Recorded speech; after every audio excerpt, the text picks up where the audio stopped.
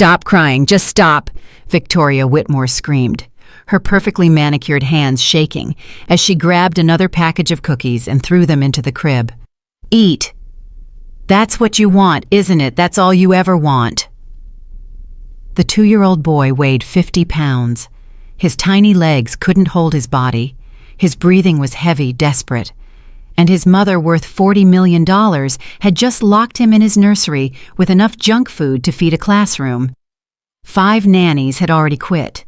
The mansion was falling apart.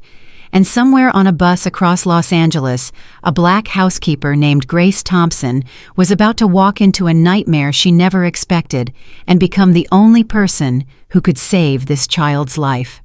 Before we continue this incredible story, I want to invite you to subscribe to our channel and follow this journey until the very end. Drop a comment below telling me which city you're watching from. I love seeing how far these stories travel. Now let me take you back to where it all began.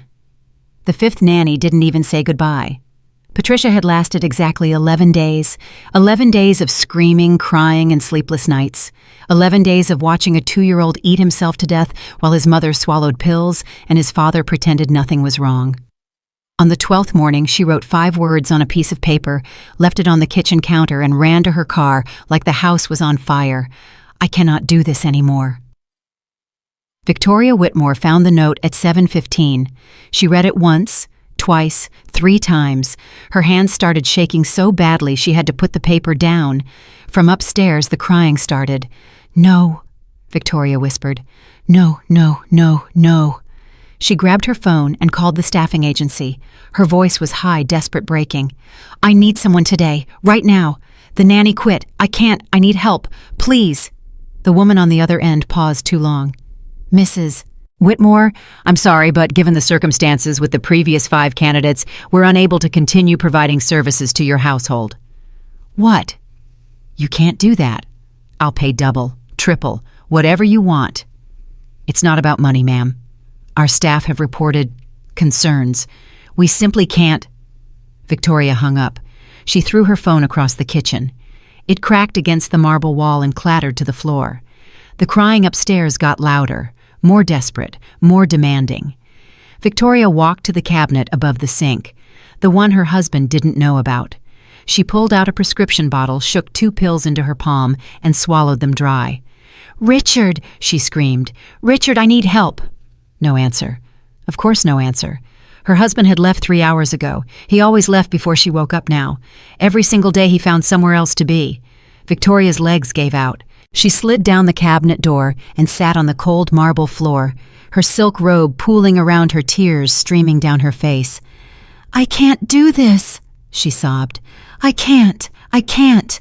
I can't." The crying upstairs reached a fever pitch. Mason was screaming now, screaming for food, for attention, for something no one in this house knew how to give him. Victoria covered her ears with her hands and rocked back and forth. This was her life. This was what $40 million had bought her, a prison made of marble and gold, and a child she didn't know how to love. 3 hours later, a woman named Grace Thompson stepped off a bus on Sunset Boulevard. She was 53 years old with gray streaks in her black hair and hands that had worked hard every day of her life. She had raised 4 siblings after her mother died. She had cleaned houses for 20 years. She had seen things that would break most people, but she was still standing. She was always still standing. "Lord, give me strength," she murmured, looking at the address on her paper. "Whatever's waiting for me in that house, help me handle it." The walk took 15 minutes. With every block, the houses got bigger and the streets got quieter. By the time she reached the Whitmore estate, Grace felt like she had walked into another world. The gates were tall and black. The hedges were perfectly trimmed. Everything looked expensive and empty and wrong. She pressed the intercom button. A woman's voice came through, flat and dead. "Yes."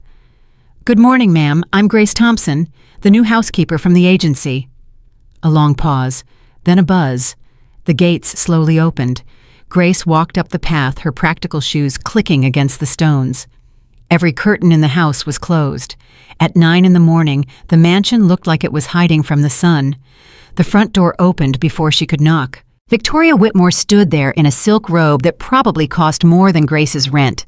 Her blonde hair was perfect. Her makeup was perfect. But her eyes were red and swollen, and her hands were shaking. "You're early," Victoria said. "I believe in being on time, ma'am." Victoria looked her up and down. That look. Grace knew that look. She had been looked at like that her whole life. Like she was furniture. Like she was invisible. She didn't flinch. She never flinched. "Come in," Victoria said finally. "I'll show you what needs to be done." Grace stepped inside, and immediately she felt it. Something was wrong here. The air was heavy. The silence was suffocating. This house felt like a tomb. "You'll clean the main areas daily," Victoria said, walking ahead without looking back. "Kitchen, living room, bathrooms. Don't touch anything in my husband's office. Don't move things around. Just clean and stay out of the way."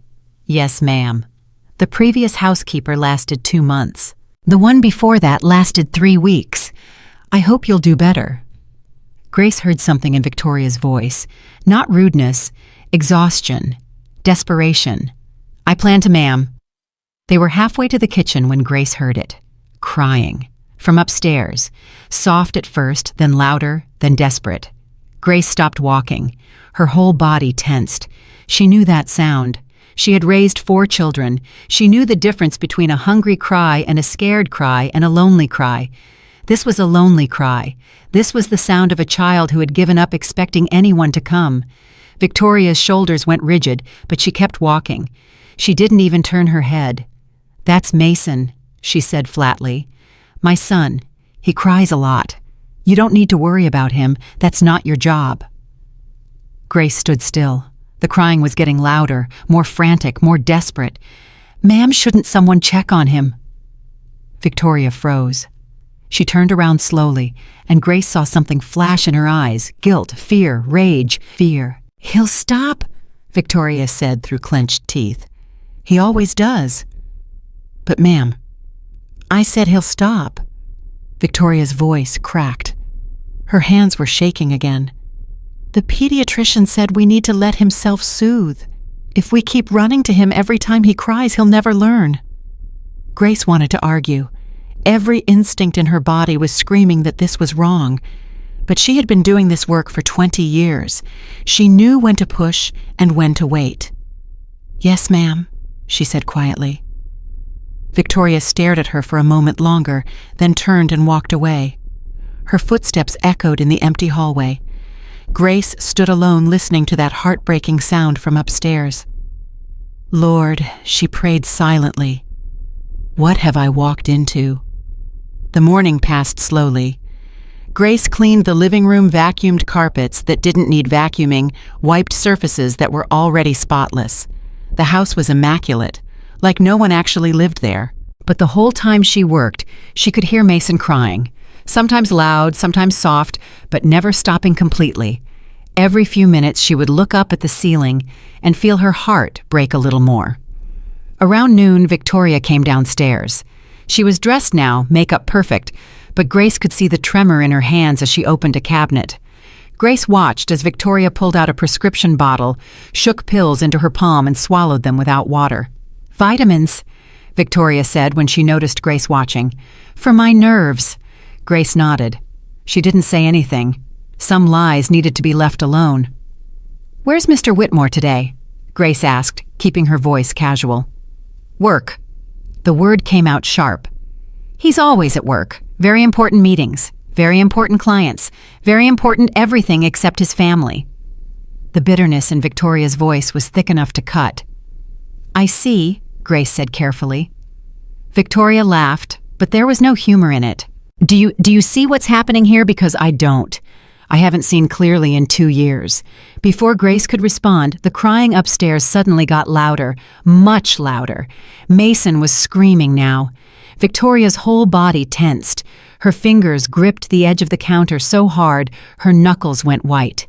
"I can bring him something," Grace offered. "If he's hungry, maybe that would help." "He's always hungry." Victoria's voice was barely a whisper. "That's the problem. He never stops. No matter how much we give him, he just keeps crying for more." Grace took a step closer. Ma'am, when was the last time you slept? Victoria looked at her, and for just a moment Grace saw past the perfect makeup and the expensive robe. She saw a woman who was drowning, a woman who was barely holding on. I don't remember, Victoria said. I honestly don't remember. The screaming upstairs reached a new pitch. Victoria grabbed her head with both hands, pressing her palms against her temples. I can't, she gasped. I can't listen to this anymore. I need to. She stumbled toward the stairs, toward the cabinet with the pills. Grace couldn't tell. She looked like she might collapse at any moment. Ma'am. Grace stepped in front of her gently. Let me go to him. Just this once. Let me see if I can help. Victoria stared at her. Tears were streaming down her face now, ruining her perfect makeup. You don't understand, she whispered. No one can help him. No one can help any of us. We've tried everything. 5 nannies, 3 pediatricians, 2 sleep consultants. Nothing works. Nothing ever works. Maybe they were trying the wrong things, Grace said quietly. Victoria shook her head. You'll quit too. They all quit. Everyone leaves. Everyone always leaves. Grace looked at this broken woman, and she made a decision. A decision that would change everything. I don't quit, she said firmly. I've never quit anything in my life, and I'm not going to start now. Victoria stared at her for a long moment. Something shifted in her eyes. Not hope, not yet, but maybe the first distant cousin of hope. Fine, Victoria whispered. Go, try, but don't say I didn't warn you. Grace climbed the stairs slowly, following the sound of Mason's cries. With every step, the sound got louder, more desperate, more heartbreaking. The nursery door was at the end of the hallway, half open. Grace pushed it the rest of the way and stepped inside. And what she saw stopped her dead in her tracks. The room was huge, filled with toys that looked like they cost thousands of dollars. A rocking horse, a train set, shelves of stuffed animals still in their packaging. But in the middle of all that wealth, sitting on the floor alone, was Mason. Grace had seen a lot of things in her 53 years, but she had never seen anything like this. Mason was enormous. His cheeks were so round they almost closed his eyes. His belly pushed against his shirt. His little legs looked like they could barely hold him up. He was 2 years old and he looked like he weighed 50 pounds. But it wasn't his size that broke Grace's heart. It was his eyes. They were empty, hollow. Like he had already learned at 2 years old that the world was a place where no one came when you cried. And all around him, scattered on the floor like confetti, were empty snack wrappers, cookie packages, juice boxes, chip bags. This wasn't a nursery. This was a feeding station. Oh, Lord, Grace whispered. Oh, baby. Mason looked up at her. His crying stopped for just a moment. He stared at her with confusion, like he couldn't understand why someone was actually standing in the doorway. Grace knelt down slowly, staying at his level. Hey there, sweetheart. My name's Grace. What's your name? He didn't answer. He just stared at her with those hollow eyes. Mason Wright, Grace said softly, reading the wooden letters on the wall. That's a strong name. A good name. Mason blinked. His lower lip trembled. Then he made a small sound, not quite a cry, more like a question. Grace reached out her hand, palm up, letting him decide. For a long moment, nothing happened. Mason just looked at her hand, like he had never seen anything like it before. Then slowly, so slowly, he reached out and touched her fingers. His hand was so small, so warm. And the moment he touched her, something changed in his eyes. A tiny flicker of something that might have been hope. There you go, Grace whispered. There you go, baby. It's okay. I'm here. Mason stared at her for another moment. Then he did something that broke Grace's heart wide open. He reached out both arms toward her, not toward the food on the floor, not toward the expensive toys on the shelves, toward her. Grace gathered him into her arms. He was heavy, so heavy for such a small child. But she held him close, and he buried his face in her shoulder and let out a long, shaky breath, like he had been waiting his whole life for someone to hold him. Oh, baby, Grace whispered, her eyes burning with tears. How long have you been alone? How long have you been waiting?" Mason didn't answer.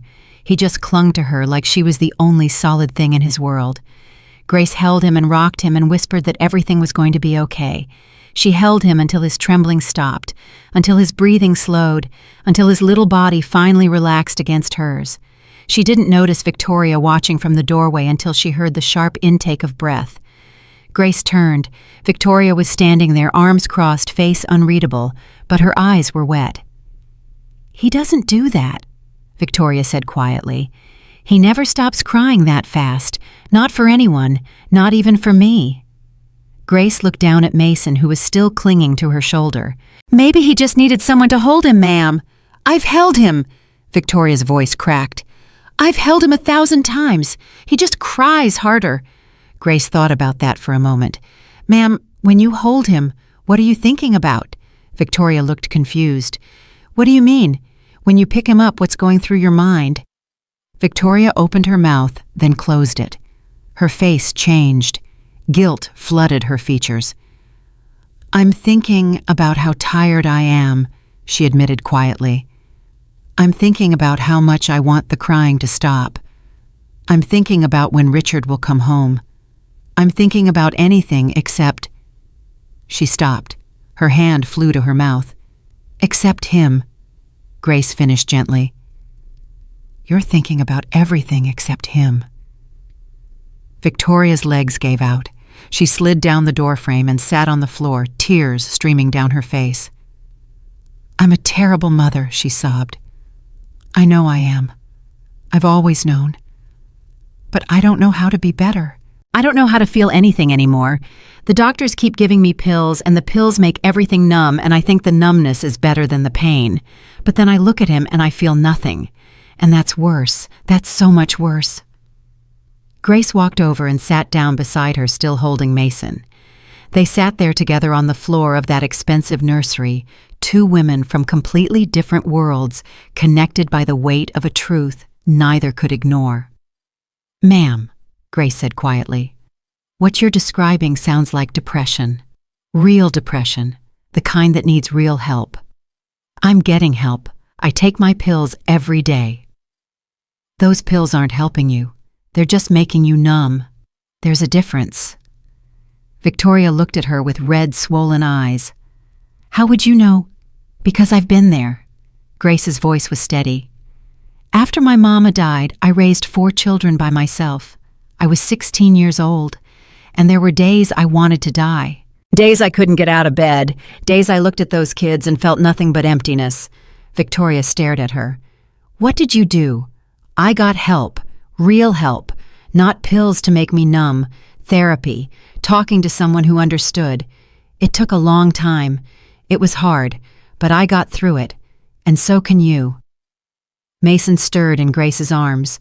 He looked up at his mother with those big, uncertain eyes. "Mama," he said quietly. Victoria's face crumbled. "He never calls me that anymore. He stopped months ago." "Maybe he's waiting for you to come back to him," Grace said. "Maybe he's been waiting this whole time." Victoria reached out a trembling hand toward her son. Mason looked at her hand, then at Grace, then back at his mother. "It's okay, baby," Grace whispered. "Mama's right here." Mason reached out and touched Victoria's fingers, just a small touch, but Victoria burst into fresh tears. "I'm sorry," she sobbed. "I'm so sorry, baby. Mama's so sorry." As they sat there together for a long time, Grace holding Mason, Victoria crying on the floor, something shifting in the air between them. Finally, Victoria wiped her eyes and looked at Grace. "I haven't told anyone what I just told you," she said. "Not my husband, not my mother, not any of the doctors, no one." "Why not?" Victoria laughed bitterly. "Because I'm Victoria Whitmore. I'm supposed to have the perfect life, the perfect house, the perfect family. If anyone knew how broken I really am." "Everyone's broken, ma'am. Some people just hide it better." Victoria stared at her for a long moment. Then she asked the question Grace had been waiting for. "Will you help me? Not just with cleaning the house. Will you help me with him? With all of this?" Grace looked down at Mason, who had fallen asleep against her shoulder. His breathing was soft and steady. His face was peaceful for the first time since she had arrived. "Yes, ma'am," Grace said. "I'll help you, but you have to promise me something." "What?" "You have to want to get better, really want it. Not just for Mason, not just for your marriage, but for yourself. You have to decide that you deserve to be happy." Victoria's eyes filled with fresh tears. "I don't know if I believe that anymore." "Then we'll start there," Grace said. "We'll start by helping you believe it." The afternoon brought new challenges. Grace carried Mason downstairs and set him in his high chair. She opened the refrigerator, expecting to find baby food, healthy snacks, something appropriate for a 2-year-old. Instead, she found organic cheeses that cost $50 a pound, imported yogurt from France, salads in plastic containers, nothing for a child. But on the counter, she found what she was looking for.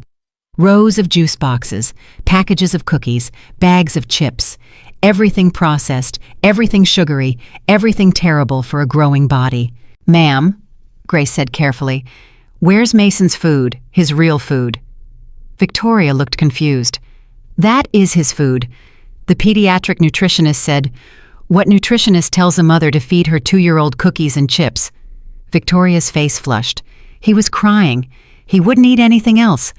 The nutritionist said that any calories were better than no calories, and if he would only eat— "Ma'am," Grace kept her voice gentle but firm, "that's not nutrition, that's giving up." Victoria flinched like she'd been slapped. "I know that's hard to hear," Grace continued. "But look at him. He's 2 years old and he weighs 50 pounds. His body can barely hold him up. If something doesn't change and soon— Don't you think I know that?" Victoria's voice rose. "Don't you think I see it every single day? Don't you think it kills me? Then let me help you fix it." Victoria stood there trembling. Her hands were shaking again. Grace could see her fighting the urge to reach for those pills. "How?" Victoria whispered. "How do you fix 2 years of doing everything wrong?" "One day at a time," Grace said. "One meal at a time, one choice at a time." She reached into her bag and pulled out her own lunch. Turkey sandwich, apple, carrots. "This is what I brought for myself today," Grace said. "Can I share it with him?" Victoria nodded slowly, watching with wide eyes as Grace broke the sandwich into small pieces and set them in front of Mason. The boy grabbed the food and shoved it in his mouth. Then he reached for more, his little hands desperate. "Slow down, baby," Grace said gently. "It's not going anywhere. I promise it's not going anywhere." But Mason didn't slow down. He ate like he was afraid the food would disappear, like someone might take it away at any moment. Grace felt her throat tighten. This wasn't just about food. This was about fear. This was about a child who had never felt safe enough to believe that good things would last. She sat down beside him and started talking. About colors, about shapes, about silly things that made no sense. And slowly, slowly, Mason's eating slowed down. He started listening to her, started looking at her with something other than desperation in his eyes. When the food was gone, he didn't cry for more. He just looked at Grace and smiled. It was a small smile, shy, uncertain, like he wasn't sure if he was allowed to feel happy, but it was there. And Grace felt something crack open in her chest. "There you go, baby," she whispered. "There you go." Victoria watched from across the kitchen, tears streaming silently down her face. "I've never seen him do that," she said. "I've never seen him just stop, be calm, be peaceful." "He can be this way all the time," Grace said, "but it's going to take work from all of us." Victoria nodded slowly. Then she walked over and knelt down beside her son's high chair. "Hi, baby," she said softly. Her voice was shaking. "Mama's here. Mama's going to try harder. Okay, I promise I'm going to try." Mason looked at her with those big eyes. Then he reached out and touched her face. "Mama," he said. Victoria broke down completely. She gathered him into her arms and held him tight, sobbing into his hair. "I'm sorry," she kept saying. "I'm so sorry. I love you. I love you so much." Grace stepped back, giving them space. For the first time since she had walked into this house, she felt something like hope. But she knew this was just the beginning. The real work hadn't even started yet. At 5 o'clock, the garage door opened. Grace was washing dishes when she heard the car. She looked at Victoria, who had gone pale. "He's home early," Victoria whispered. "He's never home early." Richard Whitmore walked into the kitchen like he owned the world. Expensive suit, perfect hair, phone in his hand already scrolling through emails. He barely glanced at Grace. "You're the new housekeeper." "Yes, sir, Grace Thompson." "Good. Try to last longer than the others." He turned to Victoria. "I need to talk to you. Upstairs. Now." Victoria stood up, her hands shaking. "Richard, I was just... Now, Victoria." Grace saw the fear flash across Victoria's face. Not physical fear. Something else. Something deeper. "Go ahead, ma'am," Grace said quietly. "I'll watch Mason." Victoria nodded and followed her husband upstairs. A moment later, Grace heard a door close, then voices, raised voices, angry voices. Mason started whimpering. He looked up at the ceiling, his little body tense. "It's okay, baby," Grace said, kneeling down beside him. "Sometimes grown-ups get upset. It doesn't have anything to do with you." But the voices kept getting louder. Grace could make out words now. "You spent how much," Richard's voice, "on another nanny service that won't take our calls. What was I supposed to do? Patricia, quit. I can't do this alone." "You're never alone. You have a housekeeper, a chef, a gardener." "I don't have a husband. I haven't had a husband in 2 years. You're never here."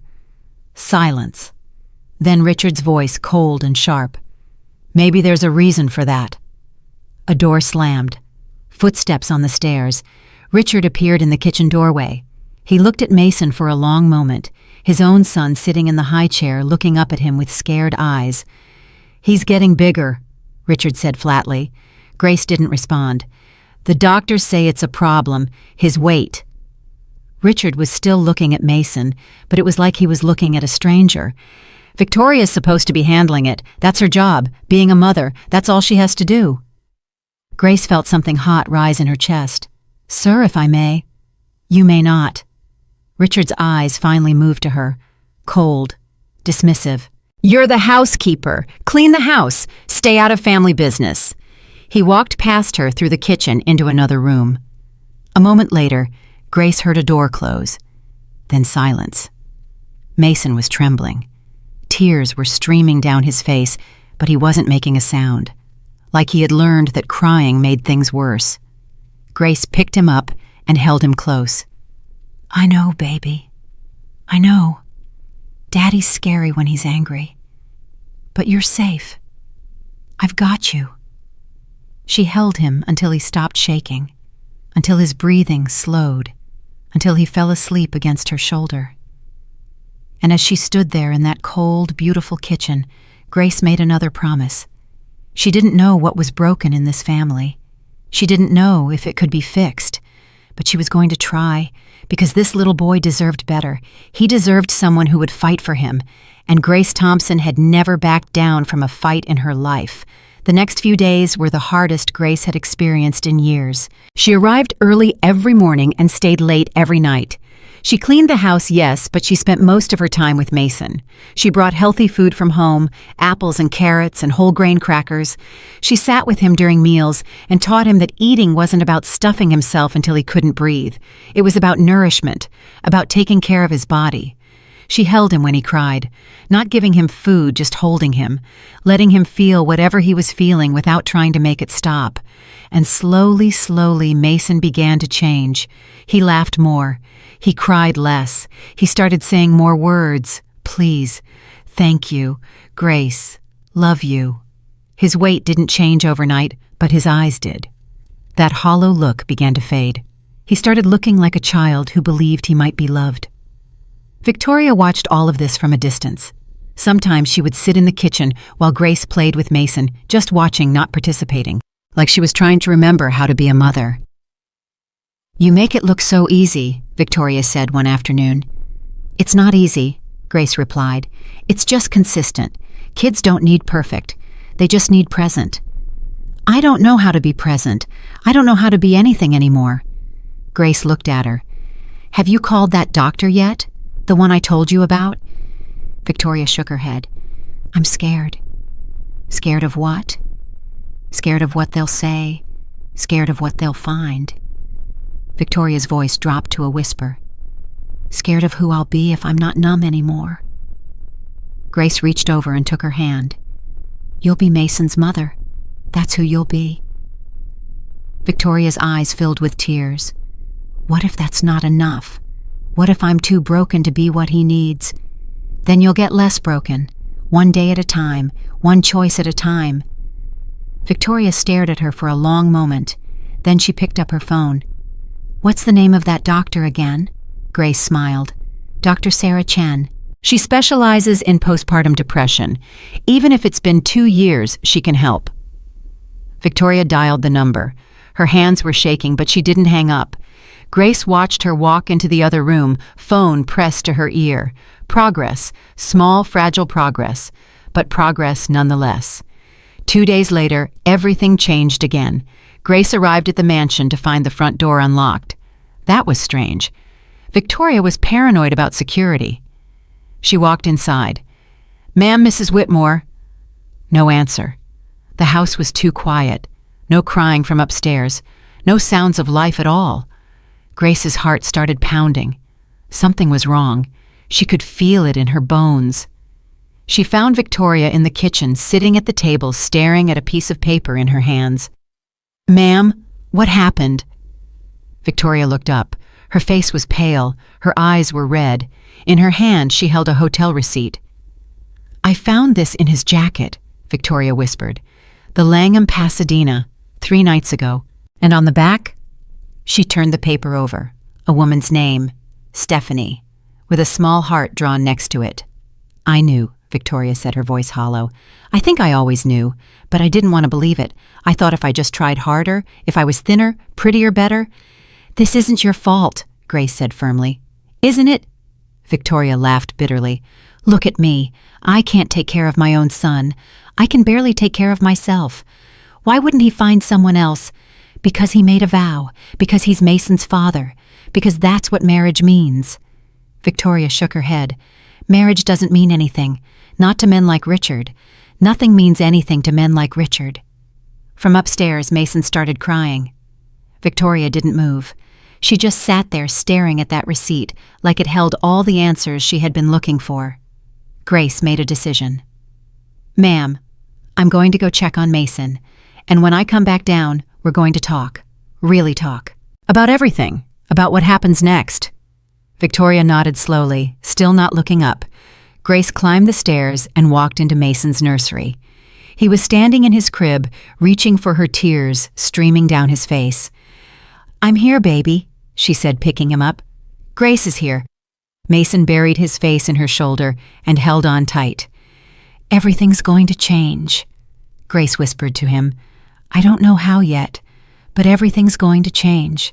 And I promise you I'm not going anywhere. She held him close and looked out the window at the perfect lawn and the perfect hedges and the perfect prison that this family called home. Something was coming. Something big. She could feel it in the air. She just didn't know yet that when it came, it would nearly destroy them all. That night, after Grace had gone home, Victoria Whitmore sat alone in her bedroom and made a decision. She picked up her phone and called Richard. We need to talk, she said when he answered. Tomorrow. About everything. About us. About Mason. About the future. There was a long pause on the other end. Fine, Richard said finally. Tomorrow. Victoria hung up and looked at herself in the mirror. The woman staring back at her was a stranger. Tired. Broken. Lost. But somewhere in those hollow eyes there was a spark of something that hadn't been there in 2 years. Determination. Victoria Whitmore was done being a victim. Done being invisible. Done being the woman who swallowed pills and hoped the pain would go away. Tomorrow, everything would change. She just didn't know that someone else in her life had already decided that tomorrow would never come. that even now forces were moving against her that she couldn't see, and by the time the sun rose again, her whole world would be on fire. The next morning came faster than anyone expected. Grace arrived at the mansion at 7:30 earlier than usual.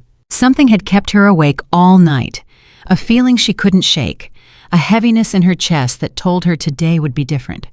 She was right. The moment she walked through the front door, she heard the screaming. "You think I don't know? You think I'm stupid?" Victoria's voice, raw and broken, echoing through the house. "Keep your voice down. The help is probably here." Richard's voice, cold and controlled. "I don't care who hears. I don't care anymore. 2 years, Richard. 2 years I've been dying in this house while you've been sleeping with her." Grace stood frozen in the entryway. She should leave. She should turn around and walk out and pretend she never heard any of this. But then she heard Mason crying upstairs, that desperate, frightened cry she knew so well. She moved quickly, climbing the stairs 2 at a time. She could still hear Victoria and Richard screaming at each other somewhere down the hall, but she focused on Mason. Only Mason. She found him standing in his crib, trembling, tears streaming down his face. The moment he saw her, he reached out his arms. Gace. "I'm here, baby." She scooped him up and held him tight. "I've got you. Everything's okay." But everything was not okay. The screaming downstairs was getting louder. "I want a divorce," Victoria screamed. "I want you out of this house." "You want a divorce? Fine, but you're not getting Mason. You can barely take care of yourself. What judge is going to give you custody? I'm his mother. You're a pill-popping mess who can't get out of bed without medication. I have witnesses, I have doctors, I have everything I need to prove you're unfit." Silence. Terrible, suffocating silence. Grace held Mason tighter, her heart pounding. She had heard custody threats before. She knew what they meant. She knew the damage they could do. When Victoria spoke again, her voice was different. Quiet. Dangerous. "You wouldn't dare. Try me." Richard's voice was ice. "Walk out that door and you'll never see him again. I'll make sure of it." More silence. Then footsteps. A door slamming. A car engine starting. Grace stood at the top of the stairs holding Mason, waiting. Victoria appeared at the bottom of the staircase. She looked up at Grace with hollow eyes. "He's gone," Victoria whispered. "He left." "I heard, ma'am. He's going to take Mason. He said he's going to take my son." Grace walked down the stairs, slowly, still holding the trembling child. "He can say whatever he wants. Saying and doing are 2 different things. You don't know Richard. When he wants something, he gets it. He always gets everything he wants." "Not this time." Grace's voice was firm. "Not if you fight back." Victoria shook her head. "I can't fight him. I can't fight anyone. I'm too tired. I'm too broken." "Then get unbroken." Grace set Mason down gently and took Victoria's hands. "Ma'am, listen to me. I've seen women in worse situations than this. Women with nothing, no money, no resources, no help. And they fought. They fought for their children because that's what mothers do. I'm not a good mother. Then become one. Starting right now. Starting today." Victoria stared at her. Tears were streaming down her face, but something else was there too. Something that hadn't been there before. Anger. "He brought her to our bed," Victoria whispered. "I found an earring in the sheets last week. I told myself it was mine. I told myself I was being paranoid. But I knew. I always knew." "What are you going to do about it?" Victoria's jaw tightened. "I'm going to destroy him." "No." Grace shook her head. "You're going to protect your son. That's what you're going to do. Revenge can wait. Mason can't." Victoria looked down at her son, who was clinging to Grace's leg, looking up at his mother with scared eyes. "Mama," Mason said quietly. "Mama's sad." Victoria's face crumbled. She knelt down and pulled him into her arms. "Mama's okay, baby. Mama's going to be okay. I promise." She looked up at Grace over Mason's head. "Will you help me? Whatever happens, will you help me?" "I told you before, ma'am. I don't quit." For the first time in 2 years, Victoria Whitmore smiled. It was small and broken, but it was real. "Then let's fight." 3 days passed. 3 days of phone calls with lawyers and doctors and anyone else who might help. 3 days of Victoria slowly coming back to life. Grace watched the transformation with cautious hope. Victoria stopped taking so many pills. She started eating regular meals. She started spending time with Mason, real time, not just sitting in the same room staring at her phone. It wasn't perfect. Victoria still had moments where she would freeze, where the old darkness would creep back into her eyes. But she was trying. For the first time in 2 years, she was really trying. On the 4th day, Grace arrived to find Victoria on the phone with her lawyer. "I don't care what it costs," Victoria was saying. "I want the best private investigator in Los Angeles. I want to know everything about this woman, where she lives, where she works, how long this has been going on." She hung up and turned to Grace. "He's been seeing her for 18 months. 18 months. Our son isn't even 3 yet." "I'm sorry, ma'am." "Don't be sorry. Be ready." Victoria's eyes were hard now, determined. "Richard thinks he can threaten me with custody. Let's see how a judge feels when they find out he's been having an affair while his wife was suffering from postpartum depression that he refused to acknowledge." Grace nodded slowly. This was a different Victoria, stronger, sharper, but also more dangerous. "Ma'am, can I say something?" "Of course." "I know you're angry. You have every right to be angry. But Mason needs stability right now. He needs to know that whatever happens between you and his father, he's safe. He's loved." Victoria's face softened. I know that. Because the way you were talking just now, it sounded like this was about revenge, not about him." Victoria was quiet for a long moment. Then she sighed. "You're right. You're always right." She sat down heavily. "I just feel so much rage, all the time, like there's a fire burning inside me that I can't put out." "That's good," Grace said. "Anger is better than numbness, but you have to control it. Use it. Don't let it use you." Victoria nodded. "The therapist said the same thing. Dr. Chen, the one you recommended. You've been seeing her twice this week. She's helping more than the pills ever did." Grace felt something warm spread through her chest. Progress. Real progress. "That's wonderful, ma'am." "She wants me to start journaling, writing down my feelings instead of swallowing them." Victoria laughed softly. "I haven't written anything since high school. I don't even know where to start. Start with the truth. Start with how you feel right now, in this moment." Victoria thought about it. Scared, angry, hopeful, all at once. Then write that down, every day, and when you look back in a year, you'll see how far you've come. Mason toddled into the room carrying a stuffed bear that Grace had brought him from home.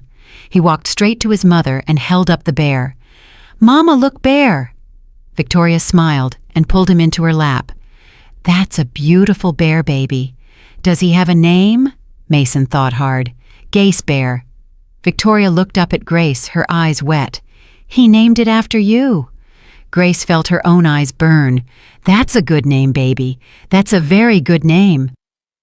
That afternoon, Richard came back. Grace was in the kitchen with Mason when she heard the garage door. Her whole body tensed. She looked at Victoria, who had gone pale. "He's not supposed to be here," Victoria whispered. "My lawyer said he agreed to stay away until the papers were filed." "Want me to take Mason upstairs?" "Yes, please. Don't let him." The door opened. Richard walked in, and he wasn't alone. Behind him stood a woman Grace had never seen before. Tall, blonde, beautiful in a cold, calculated way. "Richard, what is she doing here?" Victoria's voice shook. "Stephanie wanted to see the house." Richard's tone was casual, cruel. "She's going to be living here soon after all, once the divorce is finalized." Victoria's face went white. "You can't be serious." "I'm completely serious. I've already talked to my lawyers. This house is in my name. You signed a prenup. Remember? You get nothing. I get our son. We'll see about that." Richard looked at Stephanie and smiled. "Steph, why don't you go look around? I'll handle this." Stephanie walked past Victoria like she wasn't even there. like she was furniture. She glanced at Grace with cold eyes, then continued into the living room. Grace felt her blood boil. She wanted to say something. She wanted to scream at this man who was destroying his family without a second thought. But Mason was in her arms trembling, and he came first. He always came first. "I'm taking him upstairs," Grace said quietly. Richard barely glanced at her. "Fine, get him out of here." Grace carried Mason up the stairs, her heart pounding. Behind her, she could hear Victoria's voice rising again. "How dare you bring her here? How dare you? I dare because I can. Because this is my house. Because you're nothing without me, Victoria. You've always been nothing." Grace closed the nursery door and held Mason tight. His little body was shaking. "It's okay, baby. You're safe. Grace has got you." "Daddy mean," Mason whispered. "Daddy's scary." Grace's heart broke. A 2-year-old shouldn't know those words, shouldn't understand those feelings. "I know, baby. I know." She held him until his trembling stopped, until his breathing slowed, until she heard the front door slam and a car drive away. Then she heard something else, a sound that made her blood run cold. Silence. Complete, terrible silence. Grace set Mason in his crib and ran downstairs. She found Victoria on the kitchen floor surrounded by broken glass. A wine bottle had been smashed against the counter. Victoria was holding a piece of glass in her hand, staring at her own wrist. "Ma'am?" Grace dropped to her knees and grabbed Victoria's hand. "Give me the glass. Give it to me right now." Victoria looked up at her with empty eyes. "He's right. I'm nothing. I've always been nothing." "That's not true. That's not true at all." "He's going to take Mason. He's going to take everything, and there's nothing I can do to stop him." Grace pried the glass from Victoria's fingers and threw it across the room. Then she grabbed Victoria's face with both hands. "Look at me. Look at me right now." Victoria's eyes focused slowly. "You are not nothing. You are Mason's mother. You are a fighter. You are stronger than you know, and you are not going to let that man win." "I can't." "You can. You will. Because your son needs you. Because I need you to be okay. Because there are people in this world who believe in you even when you don't believe in yourself." Tears streamed down Victoria's face. Her whole body was shaking. "I don't know how to do this," she sobbed.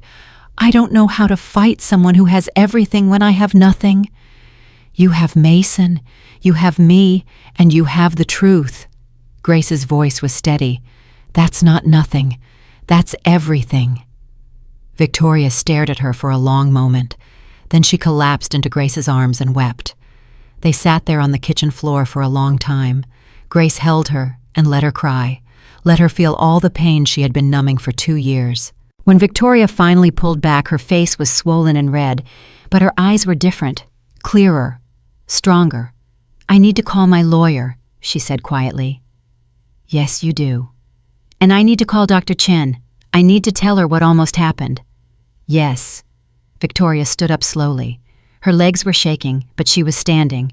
"Grace?" "Yes, ma'am." "Thank you for not giving up on me, even when I give up on myself." Grace stood up and took her hand. "That's what family does, ma'am." Victoria's eyes filled with fresh tears. "We're not family." "We are now." The next week was chaos. Lawyers called every day. Richard's team filed motion after motion trying to prove Victoria was an unfit mother. Victoria's team fought back with evidence of Richard's affair, his absence, his neglect. Grace stayed through all of it. She took care of Mason while Victoria was on the phone. She made meals when Victoria forgot to eat. She held things together when everything else was falling apart. Mason continued to improve. His weight was slowly coming down. His vocabulary was expanding. He smiled more than he cried now. "Watch Grace," he would say, showing her his blocks or his bears or whatever toy had caught his attention. "Watch, watch, watch. I see baby. That's wonderful." But Victoria was struggling. The stress of the divorce was taking its toll. Some days she was strong, determined, ready to fight. Other days she couldn't get out of bed. On one of those bad days, Grace found her sitting in the dark living room staring at nothing. "Ma'am, are you okay?" He filed for emergency custody, Victoria's voice was hollow. "He says I'm a danger to Mason. He has statements from 3 of the nannies who quit. They all say the same thing, that I was neglectful, that I was drugged out, that Mason was suffering."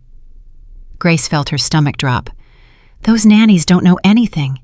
They weren't here for more than a few weeks." "It doesn't matter. It's 3 witnesses against my word, and my word isn't worth much. I'm the crazy wife, the pill-popping mother, the woman who couldn't even take care of her own child. That's not who you are anymore. The court doesn't know that." Victoria looked up at her with red eyes. "The hearing is in 2 weeks. If I lose, if Richard gets custody, I don't know what I'll do." Grace sat down beside her. "Then we make sure you don't lose." "How?"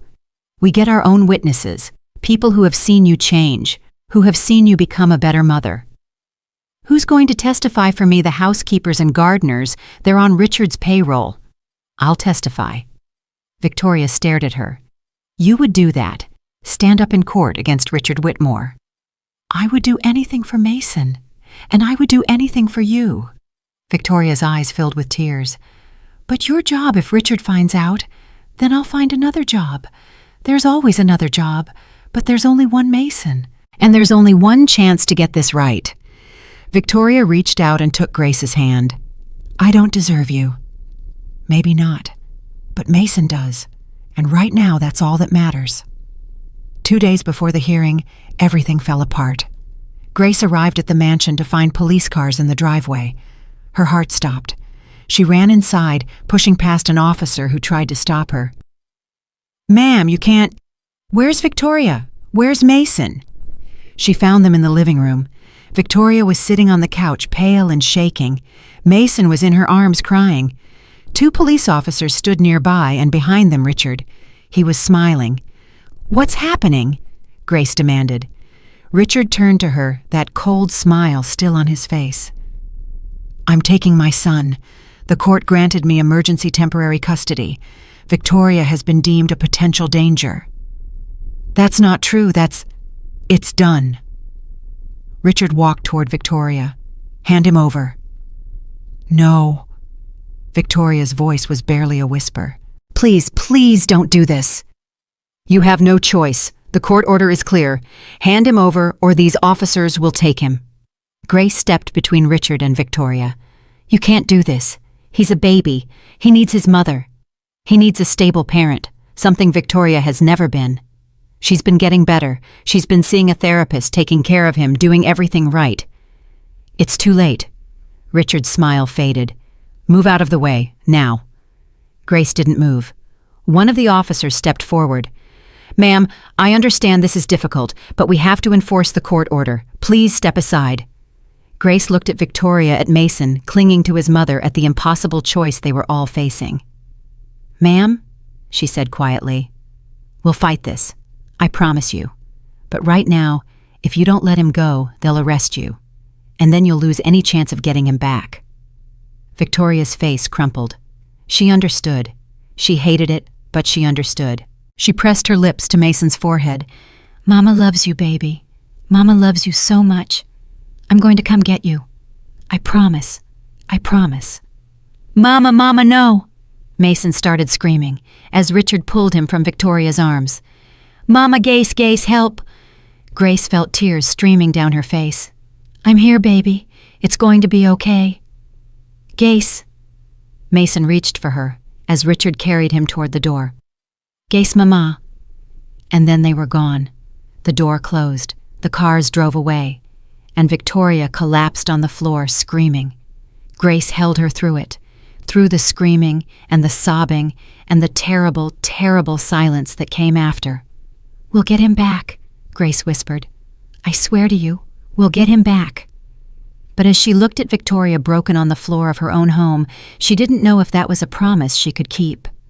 All she knew was that she had to try, for Mason, for Victoria, for everything that had happened in this house. She had to try. The first night without Mason was the longest of Victoria's life. Grace stayed until midnight, afraid to leave her alone.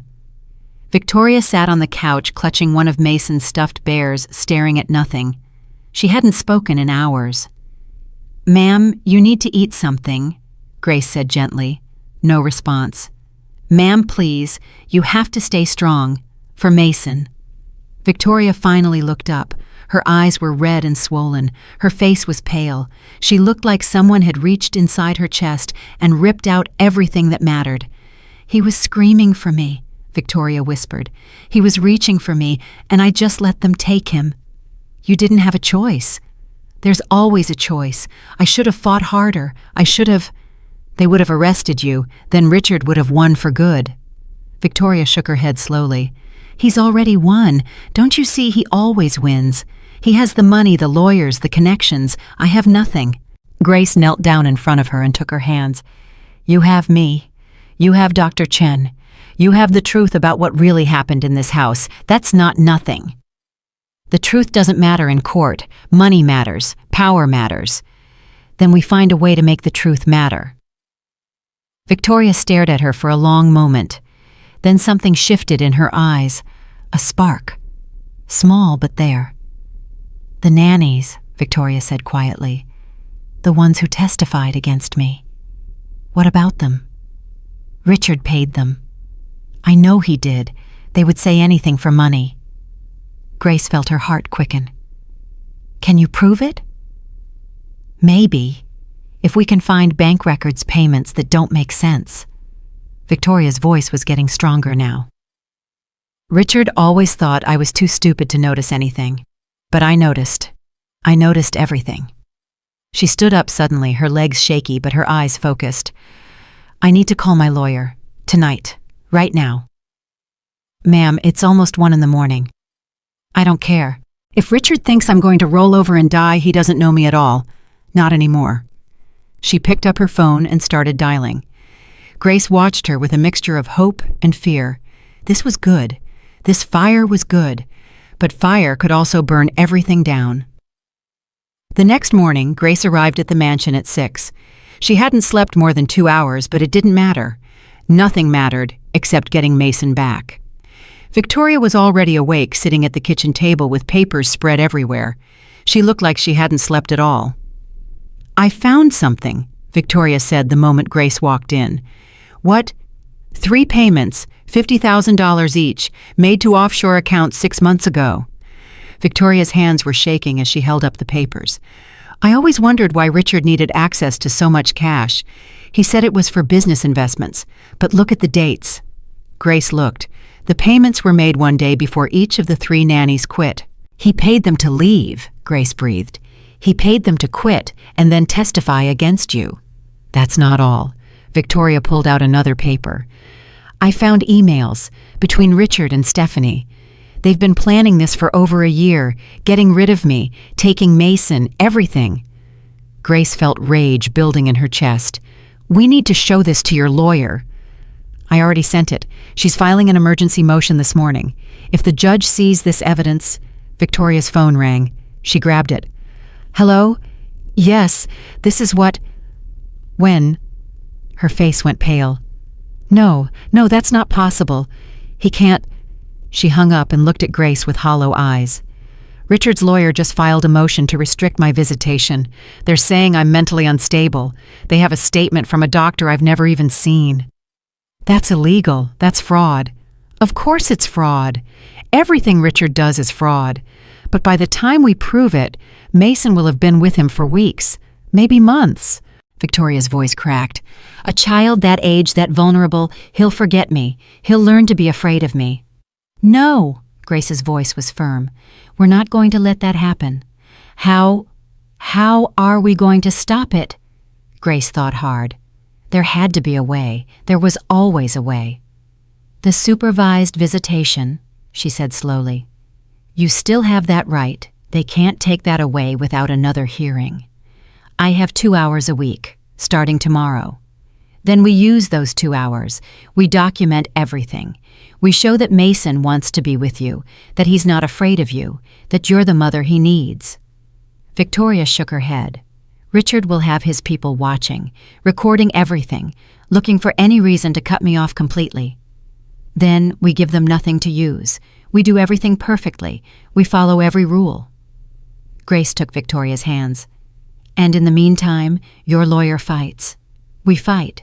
We don't stop fighting until Mason is home. Victoria's lip trembled. What if it's not enough? What if we lose? Then we keep fighting until there's nothing left to fight with. Victoria stared at her. Then she nodded slowly.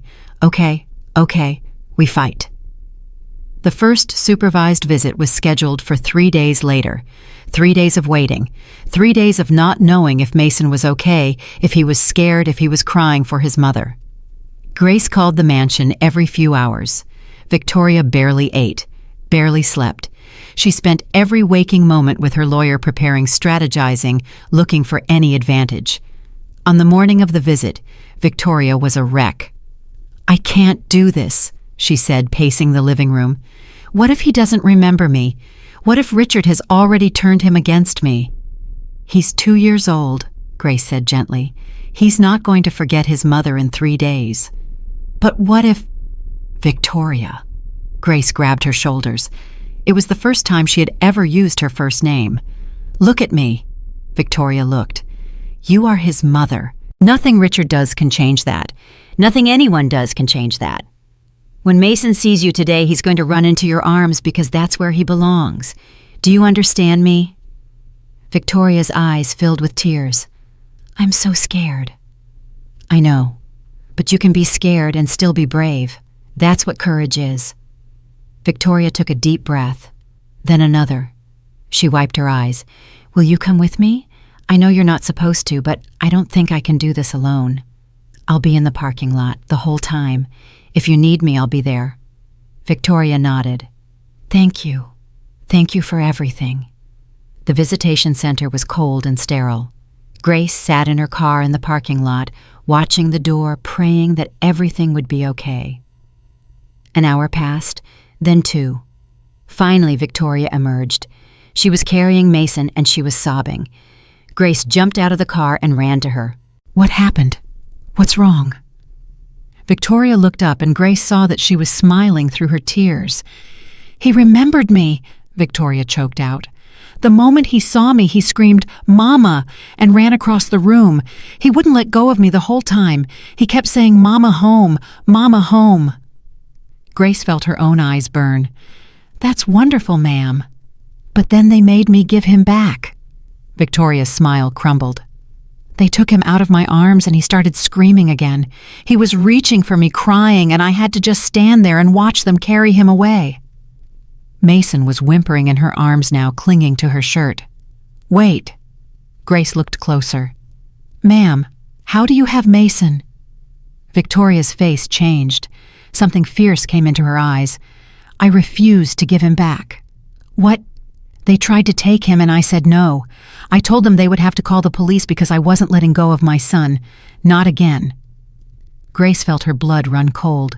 Ma'am, I know what they're going to do. I know there will be consequences.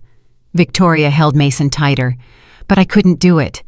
I couldn't watch them drag him away again. I just couldn't. We need to call your lawyer, right now.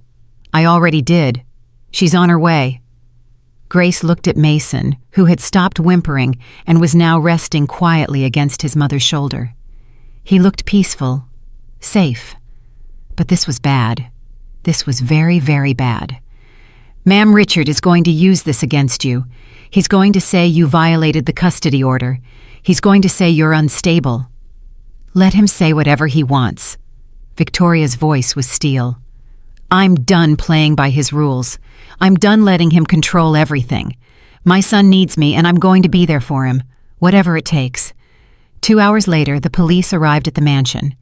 Grace watched from the kitchen as Victoria faced them, Mason still in her arms. Mrs. Whitmore, we have a court order. You need to surrender the child. I understand. Victoria's voice was calm now, eerily calm. And I will. But first, I need you to document something. She pulled up Mason's shirt, revealing bruises on his back. Small bruises, the kind a child might get from being grabbed too hard. What is that? Grace gasped. I noticed them during the visit. Victoria's eyes were blazing. Someone hurt my son, and I want it on record. The officers looked at each other. One of them stepped forward. "Ma'am, we need to photograph these, and we need to call Child Protective Services." "Good. That's exactly what I want." Everything happened fast after that. CPS arrived. They examined Mason. They documented the bruises. They asked questions that Victoria answered calmly and clearly. Richard's lawyer showed up demanding that Mason be returned immediately. "There's an active investigation now," the CPS officer said. "The child stays with the mother until we determine the source of these injuries." Richard's lawyer went pale. "This is ridiculous. This is clearly a setup. Mrs. Whitmore probably inflicted those bruises herself to— Are you accusing a mother of hurting her own child?" Victoria's lawyer stepped forward. "Because if you are, I'd like that on record." Richard's lawyer shut his mouth. By evening, Mason was still with Victoria. A temporary stay had been issued pending the CPS investigation. Grace sat with Victoria in the living room watching Mason sleep on the couch between them. "How did you know?" Grace asked quietly. "About the bruises." Victoria was silent for a moment. "I didn't. I saw them and I panicked. I knew if I gave him back without saying anything, no one would ever believe me later." "You took a huge risk." "I know." Victoria looked at her son, her eyes soft. "But he's worth it. He's worth everything. What do you think happened? Who hurt him?" Victoria's jaw tightened. "I don't know, but I'm going to find out." The investigation took a week. 7 days of interviews, examinations, and waiting. Grace stayed at the mansion almost full-time now. She cooked, cleaned, and took care of Mason, while Victoria dealt with lawyers and investigators. Mason was different since coming home. Quieter, more clingy. He wouldn't let Victoria or Grace out of his sight for more than a few minutes before he started crying. "Mama stay," he would say, grabbing Victoria's hand. "Grace stay. No go. No go." "We're not going anywhere, baby," Victoria would promise. "Mama's right here." But they all knew that could change at any moment. On the 8th day, the CPS investigator called. "We've completed our investigation," she said. The bruises were consistent with rough handling, possibly from an adult grabbing the child too hard. We couldn't definitively determine who was responsible. Victoria's face fell.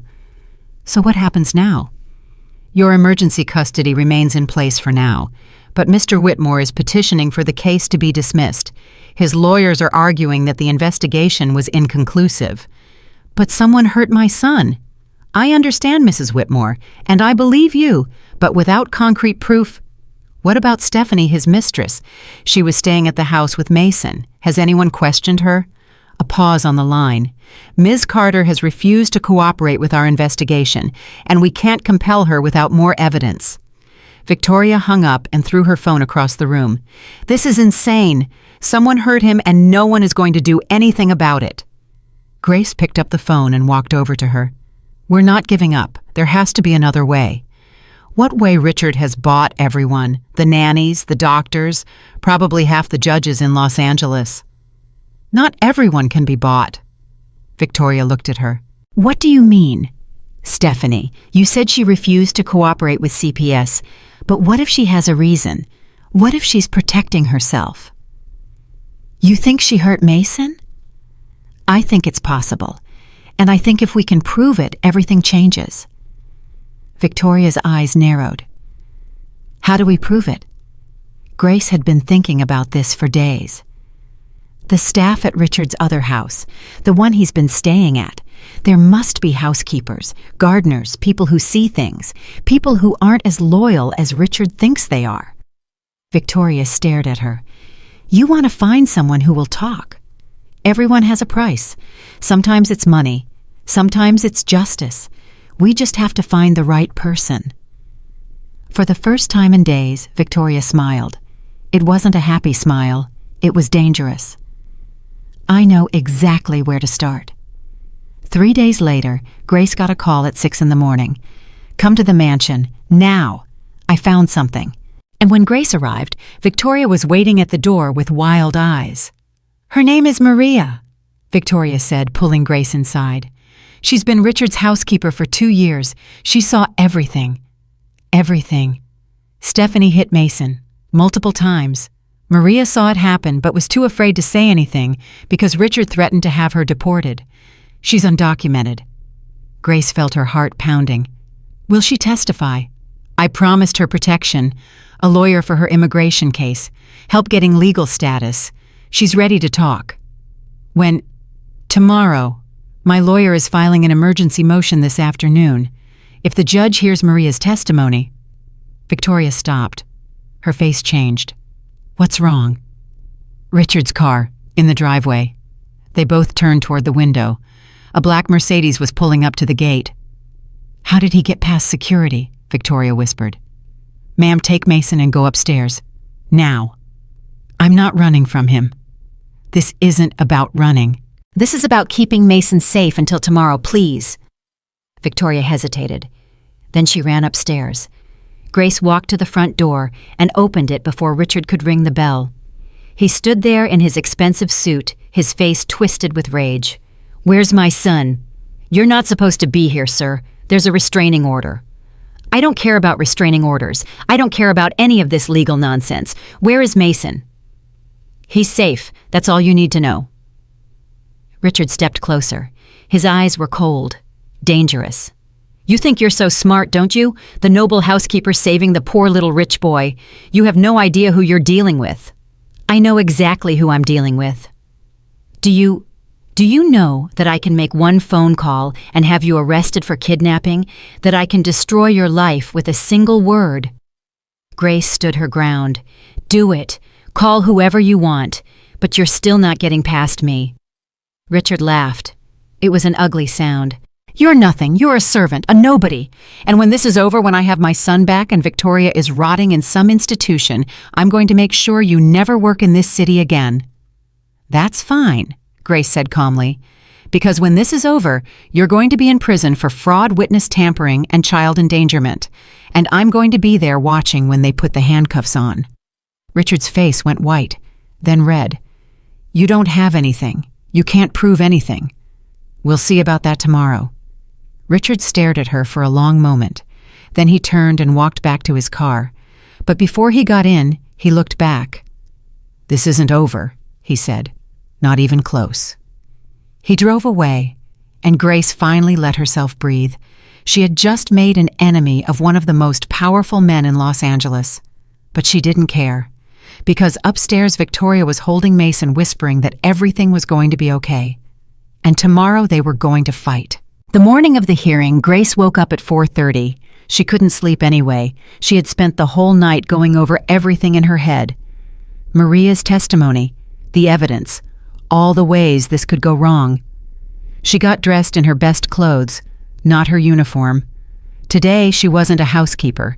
Today she was a witness. Victoria called at 5. Maria's gone, she said, her voice shaking. Grace's blood went cold. What do you mean, gone? She disappeared. Her apartment is empty. Her phone is disconnected. No one knows where she is. Richard got to her. Of course he did. He always gets to everyone. Victoria's voice broke. It's over. We have nothing without her testimony. Grace sat down heavily on her bed. Her mind was racing.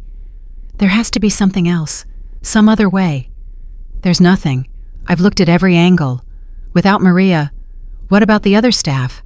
Someone else must have seen something. They're all too scared.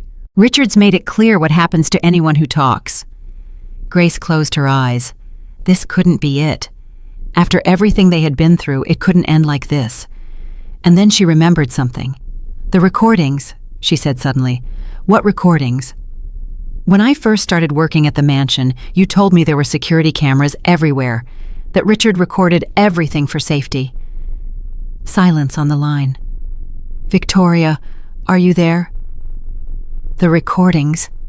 Victoria's voice was different now, excited. Richard backs up all the security footage to a cloud server. He thinks I don't know the password, but I do. I've known for years. Can you access it? I can try, but even if I get in, it might not show. It's worth trying. It's worth trying everything. Silence. Then, give me an hour. The next hour was the longest of Grace's life. She paced her small apartment, praying, hoping, bargaining with God for a miracle. At 6:15, her phone rang. "I found it." Victoria was crying. "I found it, Grace. Video of Stephanie hitting Mason. 3 separate incidents. It's all there. Everything." Grace felt tears streaming down her face. "Send it to your lawyer, right now." "I already did. She's filing an amended motion. The hearing isn't until 2 o'clock. We still have time. I'm coming to the mansion. We're doing this together." "Grace," Victoria's voice cracked, "we might actually win." "We're going to win," Grace said firmly. "I promise you, we're going to win." She hung up and grabbed her keys. But as she walked to the door, her phone buzzed with a text message. An unknown number. She opened it. 2 words. 1 photo. The words, "Back off." The photo, Mason's face, taken through a window. Recent. Someone was watching them.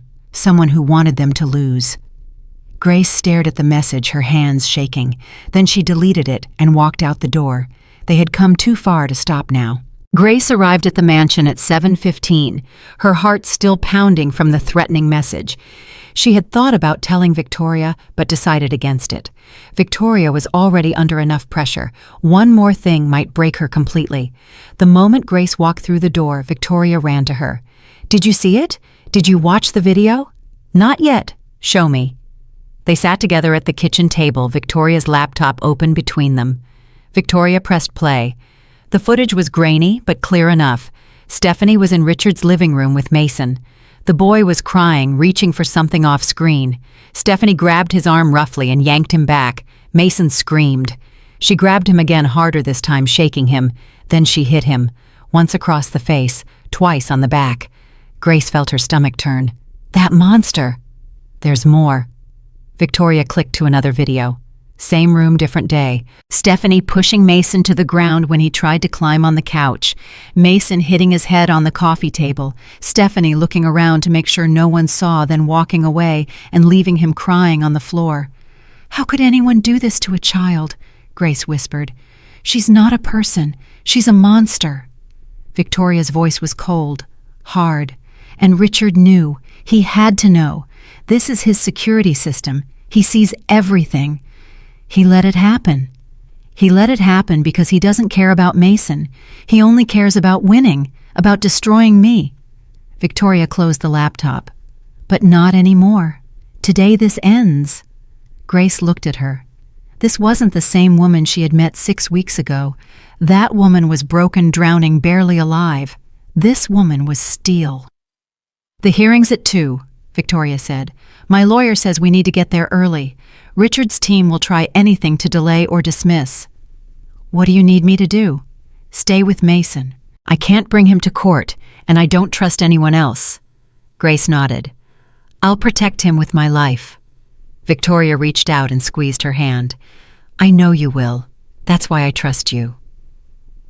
At 9 o'clock, Victoria's lawyer arrived. Her name was Catherine Wells, a sharp woman in her 50s with steel gray hair and eyes that missed nothing. She had handled some of the biggest divorce cases in California, and she looked ready for war. "The videos are admissible," Catherine said, spreading documents across the table. "I've already submitted them to the court. Richard's lawyers are scrambling." "What are they saying?" "They're claiming the footage was doctored, that you manipulated the security system." Catherine smiled thinly. "They're scared. When lawyers start making desperate arguments, it means they know they're losing." "But can they win? Can they convince the judge?" "Not with what we have. The metadata on the files proves they weren't altered. And I've subpoenaed the original recordings from the cloud service. Richard can't hide from his own security system." Victoria let out a breath she seemed to have been holding for weeks. "So it's really over?" "Not yet. Richard still has money and connections. He'll fight dirty. We need to be prepared for anything." At 11:30, Victoria got dressed for court. Grace helped her choose an outfit. Something professional but warm, motherly. They wanted the judge to see a woman who had been through hell but was still standing. "How do I look?" Victoria asked, turning to face Grace. "Like someone who's about to win." Victoria smiled, but there was fear in her eyes. "What if something goes wrong? What if Richard has another trick? Then we'll deal with it, together. Victoria hugged her. It was the first time she had ever done that. "Thank you," Victoria whispered, "for everything, for Mason, for me, for not giving up when everyone else did." Grace felt tears burning her eyes. "You would have done the same for me." "I don't know if I would have. Before all this, I was so selfish, so blind to anyone else's pain." "You're not that person anymore." Victoria pulled back and wiped her eyes. "No, I'm not." At 12:45, Victoria left for the courthouse. Grace stood at the window watching the car disappear down the driveway. Then she turned and went upstairs to check on Mason. He was playing in his nursery building, a tower with the wooden blocks Grace had brought him weeks ago. He looked up when she walked in and smiled. "Gace look big tower." "That's beautiful, baby. You're so smart." She sat down on the floor beside him and watched him play. He was different now, calmer, happier. His weight had come down noticeably, and his breathing was easier. He laughed more than he cried, but there was still fear in his eyes sometimes, shadows of what he had been through. "Mama coming back?" Mason asked suddenly. "Yes, baby. Mama's coming back soon. She just has to go talk to some people first." "Bad people?" Grace felt her chest tighten. "Some of them. But Mama's going to be okay. She's very brave." Mason nodded seriously. "Mama brave. Gace brave." "You're brave too, baby. The bravest of all." Mason smiled and went back to his blocks. Grace watched him, her heart full of love and fear and hope all mixed together. "Please, God," she prayed silently, "let this be over. Let them come home safe." At 1:55, Grace's phone rang. Catherine's number. "Hello, what's happening?" "Richard's lawyers just filed an emergency motion." Catherine's voice was tense. "They're claiming Victoria is a flight risk. They want her detained until the hearing is complete." "What? That's insane." "It's a delay tactic. They know they're going to lose, so they're trying to drag this out as long as possible." "Is it going to work?" "I don't think so. The judge seems skeptical. But Victoria is panicking. She needs to hear a friendly voice. Can you talk to her?" A moment later, Victoria was on the line. Grace, they're trying to arrest me. They're saying I was planning to take Mason and run." "That's a lie. Everyone knows that's a lie." "But what if the judge believes them? What if I go to jail and never see Mason again?" "That's not going to happen. Catherine is fighting for you. The truth is on your side." "The truth hasn't mattered until now. Why would it start mattering today?" Grace gripped the phone tighter. "Because you're not the same person you were before. Because you've changed. Because you're fighting. Victoria, listen to me. You are going to walk into that courtroom, and you are going to look Richard in the eye, and you are going to show everyone who you really are. A mother who would do anything for her son." Silence on the line. Then a shaky breath. Okay, I can do this." "Yes, you can. I believe in you. Mason believes in you." "I love you, Grace." "Like a sister, like family." Grace felt tears sliding down her cheeks. "I love you too. Now go win." The line went dead. Grace stood there, her hand pressed against her heart, praying harder than she had ever prayed in her life. 2:27. The hearing had started. Grace paced the mansion, unable to sit still. Mason had fallen asleep on the couch, exhausted from playing. She covered him with a blanket and tried to watch TV, but she couldn't focus on anything. Her phone buzzed. A text from Catherine. Richard's motion denied, proceeding with evidence. Grace let out a breath. One hurdle cleared. 2:45. Another text. Videos being shown to court. Richard's lawyers objecting to everything. 2:58. Judge asking Richard direct questions. He's getting angry. 3:12. Stephanie called as witness. She's refusing to answer questions. Judge threatening contempt. 3:27. Breakthrough. Stephanie broke down. Admitted to hitting Mason. Says Richard told her not to worry about it. Grace felt her knees go weak. She sat down hard on the floor, tears streaming down her face. It was working. It was actually working. 3:41. Richard's lawyer asking for recess. Judge denied. Moving to closing arguments. 3:55. Judge retiring to chambers. Decision expected within the hour. Grace couldn't breathe. She couldn't think. All she could do was wait. Mason woke up at 4:15. Gay's hungry. She made him a snack, her hands shaking so badly she almost dropped the plate twice. Mason ate quietly, watching her with those big, knowing eyes. Gay's sad. No, baby. Gay's is just worried, but everything's going to be okay. Mama okay? Mama's fine. She's going to be home soon. Please, God, please let that be true. 4:32. Her phone rang. Victoria's number. Grace answered before the first ring finished. What happened? What did the judge say? Victoria was crying. Grace's heart stopped. Victoria, Victoria, talk to me. I won. Victoria's voice was barely a whisper. Grace, I won. Full custody. Richard's visitation suspended pending criminal investigation. It's over. It's really over. Grace collapsed against the wall, sobbing. Oh, thank God. Thank God. They're looking into pressing charges against Richard for fraud, witness tampering, everything. Catherine says he could go to prison. And Stephanie, charged with child abuse. She's being processed right now. Grace couldn't stop crying. All the tension, all the fear, all the hope of the past weeks came pouring out of her at once. When are you coming home? I'm leaving now. I should be there in 20 minutes, Grace.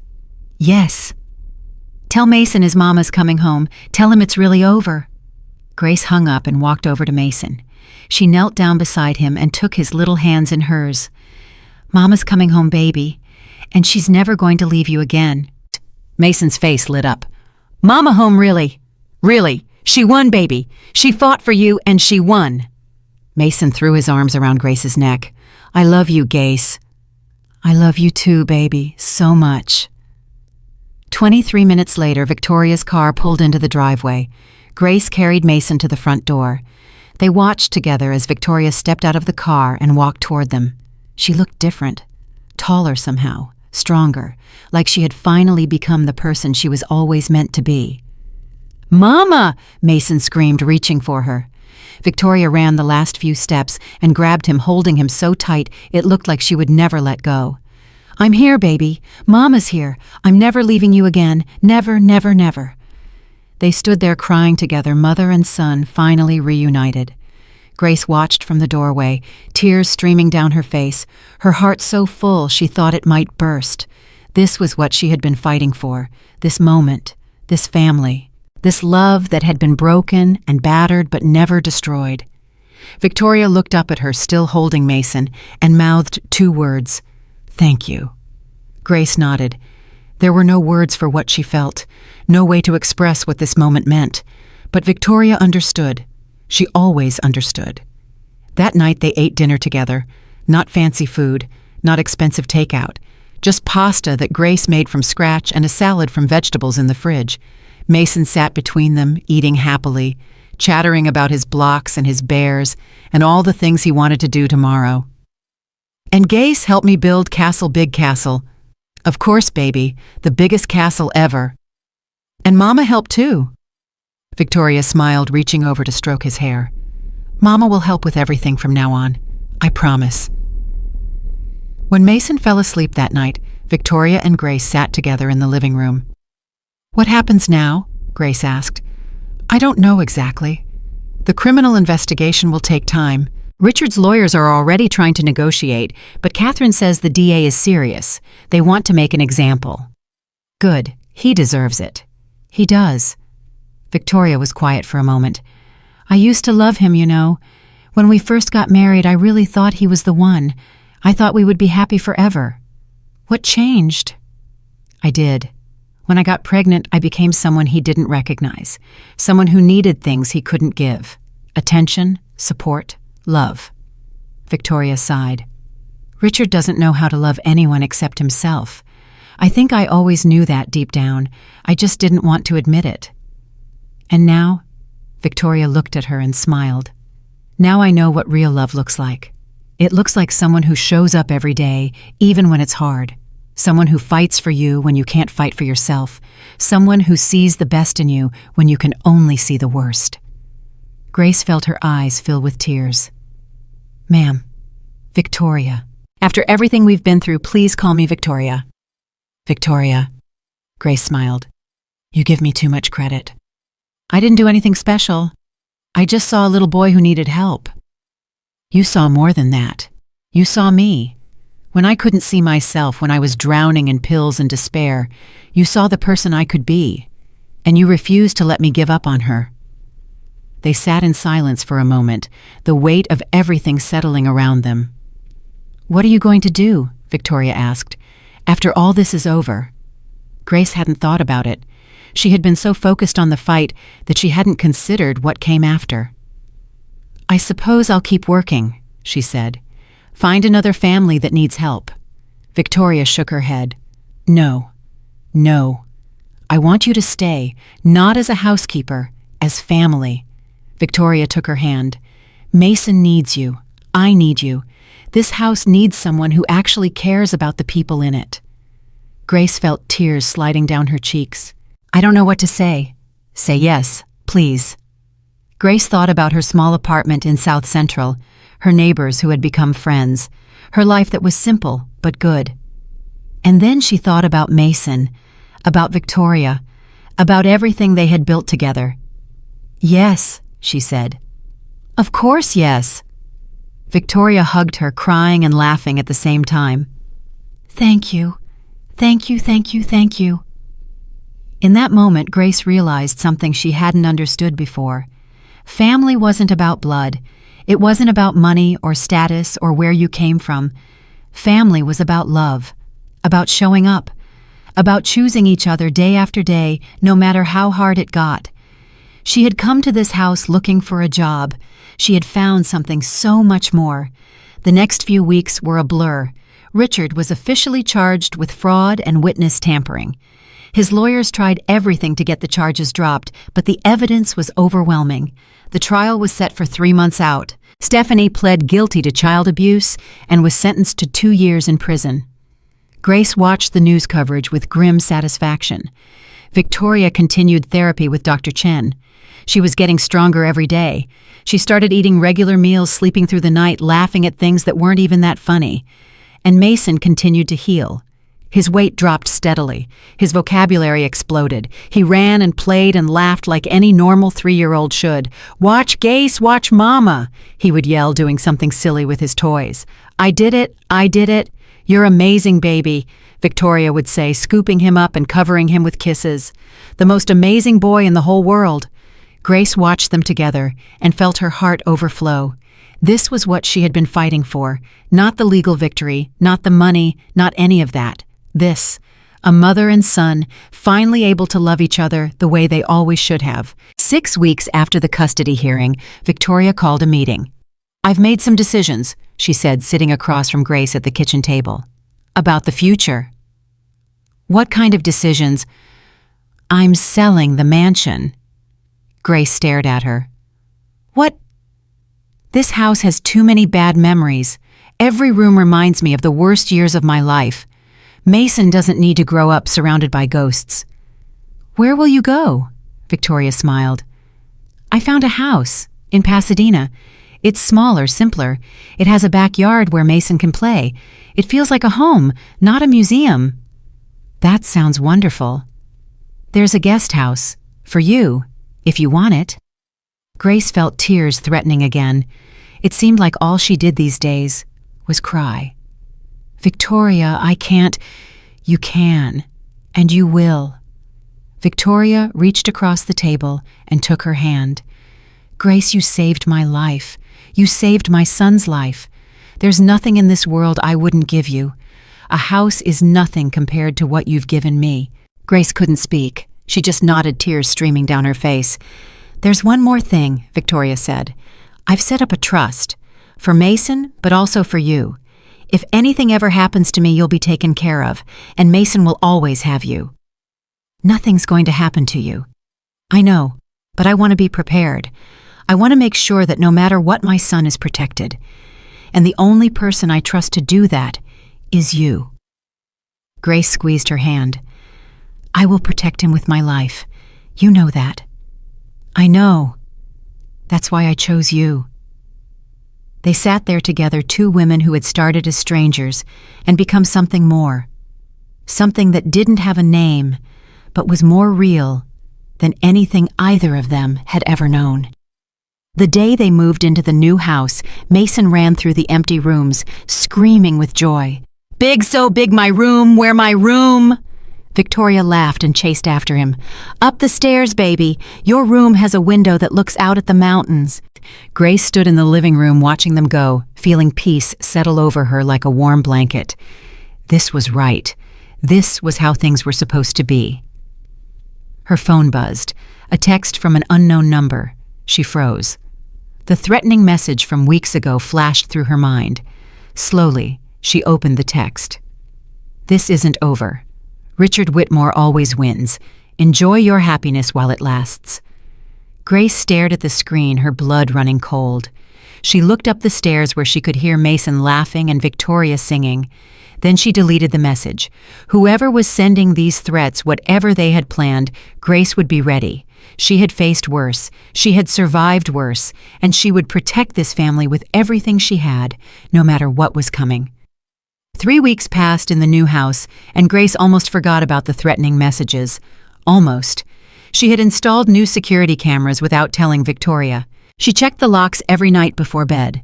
She watched every car that drove past the house, every stranger who walked down the street. But nothing happened. No more messages. No signs of danger. Maybe it was over. Maybe Richard's supporters had given up. Or maybe they were just waiting. The morning of Richard's trial, Grace woke up at 4:30. She couldn't sleep. Today was the day everything would finally be decided. Victoria was already awake when Grace came downstairs. "I've been up for hours," Victoria admitted, clutching a cup of coffee with shaking hands. "I keep thinking about everything that could go wrong." "Nothing's going to go wrong. The evidence is overwhelming. Catherine said the prosecution is confident." "Richard has money. Money buys a lot of things in this country. It doesn't buy truth, and the truth is on our side." Victoria looked at her with red-rimmed eyes. "What if they let him go? What if he comes after us? Then we'll face it together, just like we faced everything else." Mason padded into the kitchen, rubbing his eyes. He was 3 now, his birthday celebrated just last month with a small party in the backyard. No expensive entertainers, no elaborate decorations, just cake and balloons and the people who loved him. "Mama, why you up so early?" Victoria pulled him onto her lap. "Mama has to go somewhere today, baby. Remember I told you?" Mason nodded seriously. "To talk to the judge peoples." "That's right. Grace is going to stay with you. And when I come home, everything is going to be better. Promise." Victoria kissed his forehead. "I promise." At 8:15, Victoria left for the courthouse. Grace watched her car disappear, then turned to Mason. "What do you want to do today, baby? Can we go to the park, the one with the big slide?" "Later." "Okay, first we're going to stay inside for a little while." Mason pouted but didn't argue. He was so different now from the desperate, hollow-eyed child Grace had first met. He trusted. He laughed. He believed that the people who loved him would keep him safe. Grace intended to make sure that belief was never broken. At 10:45, her phone buzzed. Catherine's number. The trial started. Richard's lawyers tried to delay again, but the judge shut them down. Prosecution is presenting evidence now. "How does Victoria seem?" "Strong, focused. She's a different person than the woman I met 6 months ago." "She's been working hard." "It shows. I'll keep you updated." Grace hung up and checked the windows again. Everything was quiet. Maybe she was being paranoid, but something still felt wrong. A feeling she couldn't shake. At 11:30, Mason was playing with his blocks when he suddenly looked up. "Grace, there's a man outside." Grace's blood went cold. "What man, baby?" "In the car. He's looking at our house." Grace moved quickly to the window, staying to the side so she wouldn't be seen. There was a black sedan parked across the street. Someone was sitting in the driver's seat watching the house. She grabbed her phone and called the police. 911, what's your emergency?" "There's a suspicious vehicle outside my house. Someone is watching us. I believe it may be connected to an ongoing criminal case against Richard Whitmore." The dispatcher took the information and promised to send officers. Grace scooped up Mason and carried him upstairs to his room. "We're going to play a game, baby. We're going to stay very quiet in your room until the police come. Can you do that for me?" Mason's eyes were wide, but he nodded. "Is the bad man out there?" Grace felt her heart crack. A 3-year-old shouldn't know about bad men, shouldn't have to be afraid. "Everything's going to be okay," she said firmly. "Grace is here. Nothing bad is going to happen." 10 minutes later, 2 police officers arrived. Grace watched from the upstairs window as they approached the black sedan. The driver started the engine and pulled away before they could reach him. The officers came to the door. Grace answered, still holding Mason. "He took off before we could get to him," one officer said. "Did you get a look at the driver?" "No, just the car. Black sedan, California plates. We'll file a report and increase patrols in the area. Do you have any idea who might be watching you?" "Richard Whitmore. He's on trial right now for fraud and witness tampering. I believe someone connected to him sent me threatening messages." The officers exchanged looks. "We'll pass this information along to the DA's office. In the meantime, keep your doors locked and call us if you see anything else." After they left, Grace called Victoria. Someone was watching the house. "What, who?" "I don't know. The police came, but he drove away before they could stop him." "I'm coming home." "No, stay at the trial. Catherine needs you there. Mason and I are fine. The police are increasing patrols." "Grace, I can't focus on the trial if I'm worried about you." "Then don't worry. I've handled worse than this. Remember what I told you the first day we met? I don't quit. And I don't run." Silence on the line. Then a shaky breath. "Okay. But if anything else happens, anything at all, you call me immediately." "I will. Now go. Win this thing." At 2:15, Catherine called with an update. The prosecution rested. Richard's defense is falling apart. They tried to discredit the security footage, but the expert witness destroyed their arguments. "What about Richard? How is he handling it?" "Badly. He lost his temper twice, had to be warned by the judge. The jury is not impressed." "Good. He deserves to squirm." "There's something else." Maria resurfaced. Grace felt her heart skip. "What, where?" "She's in protective custody. Turns out Richard's people had her locked in an apartment in San Diego. She escaped 2 days ago and went straight to the authorities. She's testifying tomorrow." "Tomorrow? Is that enough time to prepare?" "Catherine says it's perfect timing. The defense won't have time to prepare counter-arguments. This could be the nail in Richard's coffin." Grace hung up and looked at Mason, who was playing quietly on the floor. "Good news, baby. The good guys are winning." Mason smiled up at her. "Mama winning. Mama's winning. She's winning so big." That night, after Mason was asleep, Grace sat in the dark living room watching the street. Victoria had come home exhausted, but hopeful. She was sleeping now, finally able to rest after months of fighting. Grace couldn't sleep, not with the memory of that black sedan still fresh in her mind. At 11:45, her phone buzzed. Unknown number. She hesitated, then opened the message. "Tomorrow is the last day. Make sure you're ready." Grace stared at the screen, her heart pounding. What did that mean? Ready for what? She forwarded the message to Catherine with a note explaining what had happened. Then she went to check the locks one more time. Whatever was coming, she would be ready. The next morning, Maria took the stand. Grace wasn't there to see it, but Catherine called with live updates. She's incredible. Clear, detailed, emotional. She's describing everything Richard did to intimidate her. The bribery, the threats, how his people held her against her will. How is Richard reacting? He looks like he's going to explode. His lawyer keeps trying to calm him down, but it's not working. At 11:30, the prosecution rested for good. At 12:15, the defense called their final witness, Richard himself. "This is a mistake," Catherine said.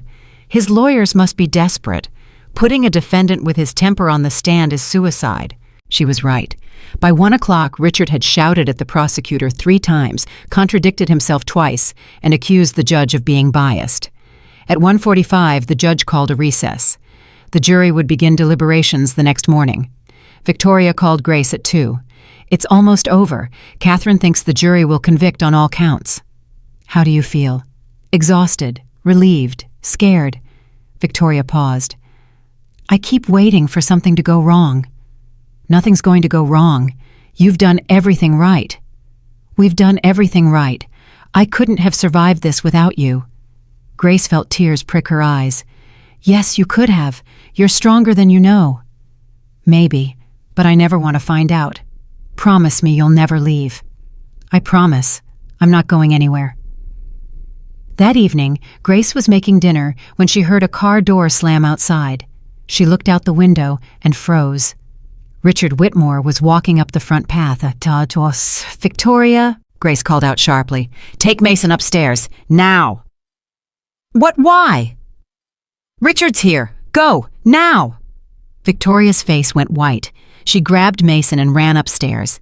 Grace walked to the front door and opened it before Richard could knock.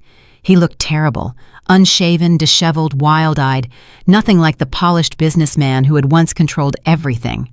Where's my son? He demanded. You're not supposed to be here. You're violating your bail conditions. I don't care about bail conditions. I don't care about any of it. I want to see my son. That's not going to happen. Richard took a step closer. You think you can stop me? You're nothing. A servant. A nobody. I'm the person who's going to call the police if you don't leave right now. Go ahead. Call them. By the time they get here, I'll have what I came for. He tried to push past her. Grace planted herself in the doorway. You're not getting into this house. Move. No. Richard's face twisted with rage. He grabbed Grace's arm and tried to force her aside. Grace had been waiting for this moment her whole life. She twisted out of his grip, grabbed his wrist, and wrenched his arm behind his back. Before he could react, she had him pinned against the doorframe. I grew up in South Central, she said quietly, her voice steady despite her pounding heart. I've dealt with men a lot scarier than you. Now you're going to turn around and walk away, or I'm going to break your arm. Your choice. Richard struggled, but Grace held firm. Let me go. This is assault. I'll have you arrested. Good luck with that. You're the one who showed up at your ex-wife's house while out on bail for witness tampering. Who do you think the police are going to believe? Richard went still. For a long moment, no one moved. Then Grace heard sirens in the distance, getting closer. That's my cue, she said. Sounds like someone already called. Victoria appeared at the top of the stairs, phone in hand. I called 911 the moment I saw him. Richard's face crumpled. All the fight went out of him. I just wanted to see him, he whispered. I just wanted to see my son one more time. You should have thought about that before you hurt him, Grace said. Before you chose your mistress over your family. Before you tried to destroy the woman who gave you everything. The police arrived 3 minutes later. They put Richard in handcuffs and led him away. He didn't fight. He didn't argue. He just looked back at the house with empty eyes, like a man who had finally realized he had lost everything that mattered. Grace watched the police car drive away, her whole body shaking with adrenaline. Victoria came down the stairs and threw her arms around her. You saved us. Again. I just did what needed to be done. You always do. Victoria pulled back and looked at her with tears in her eyes. You always do. The jury came back the next afternoon, guilty on all counts. Richard Whitmore was sentenced to 12 years in federal prison. His assets were frozen pending civil lawsuits. His reputation was destroyed. Victoria called Grace from the courthouse, crying so hard she could barely speak. It's over. It's really over. It's really over.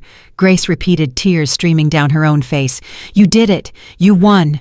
We did it. We won. That night they celebrated. Not with champagne or expensive food, just pizza and ice cream and Mason running around the living room with chocolate all over his face. Mama happy? Mason asked, climbing onto Victoria's lap. Mama's very happy baby, the happiest she's ever been.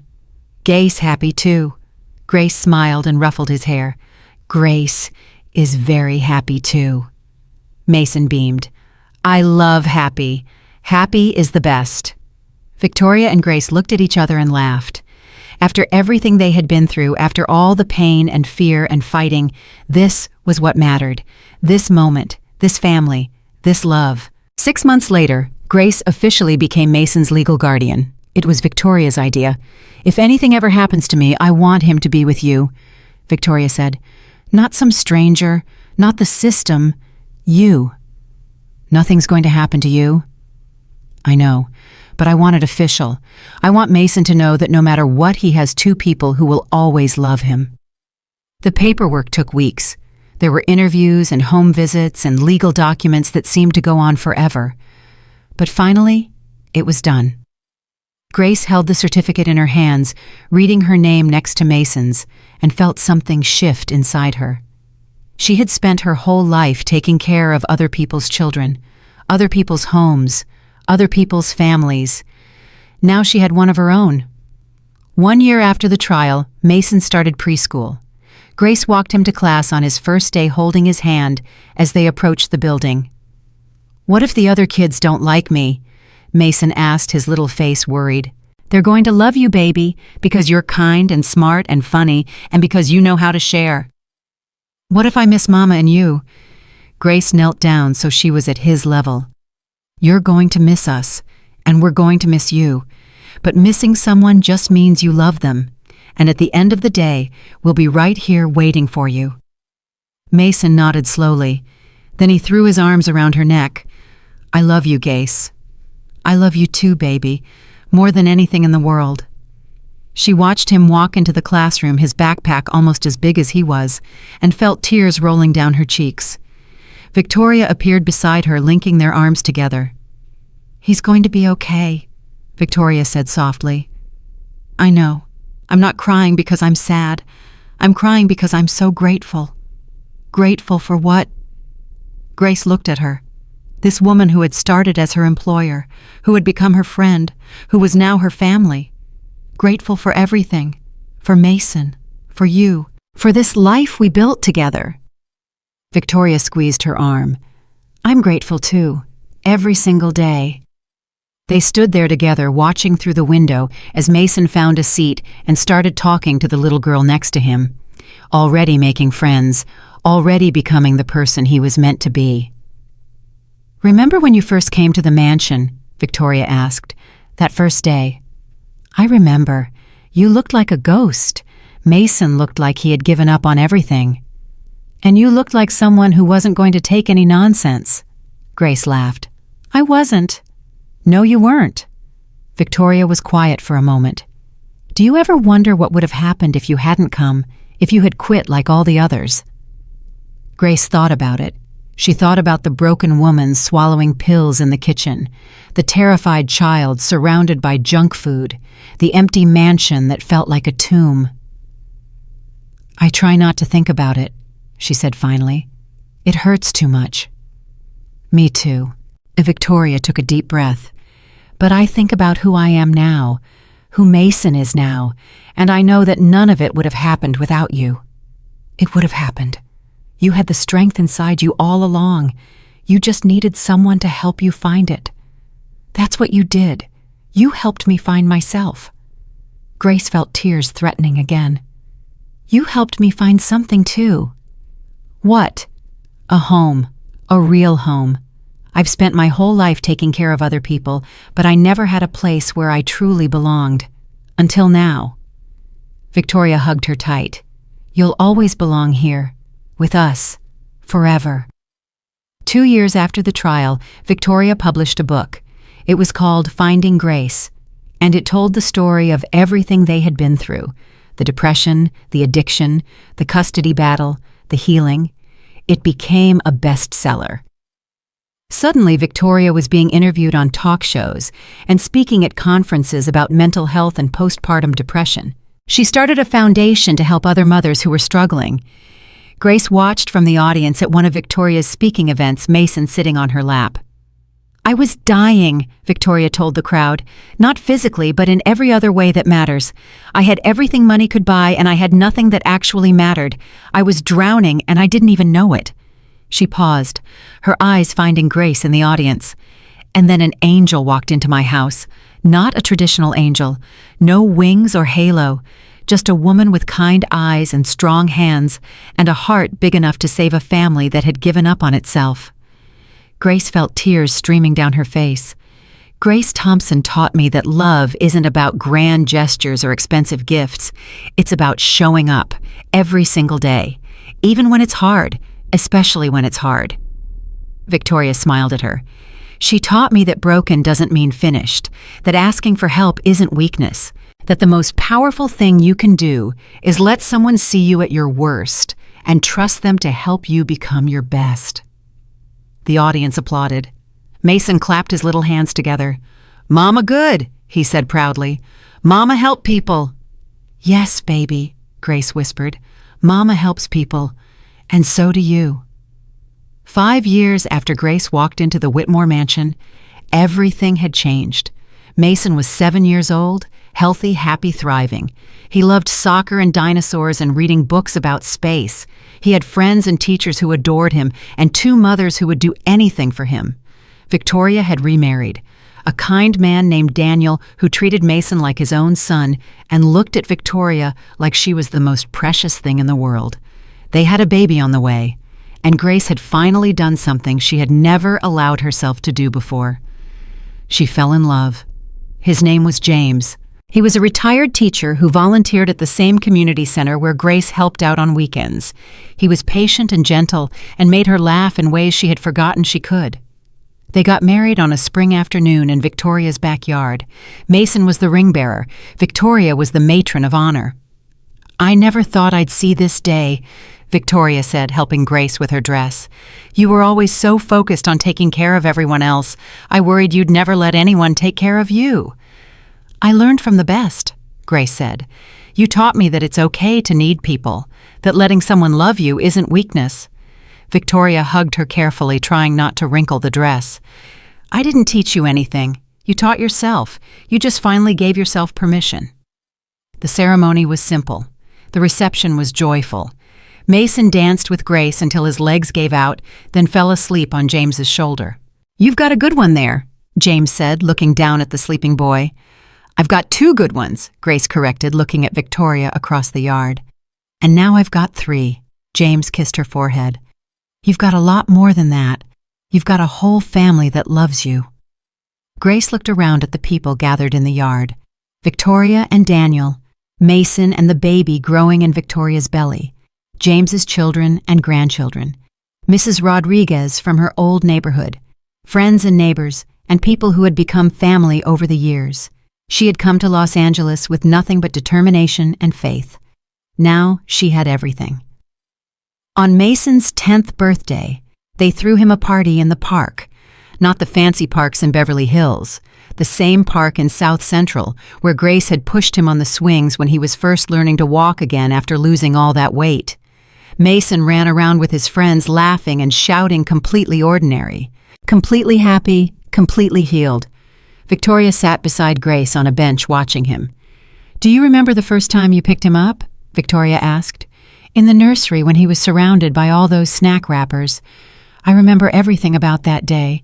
I remember thinking I had never seen a child so sad. And now look at him."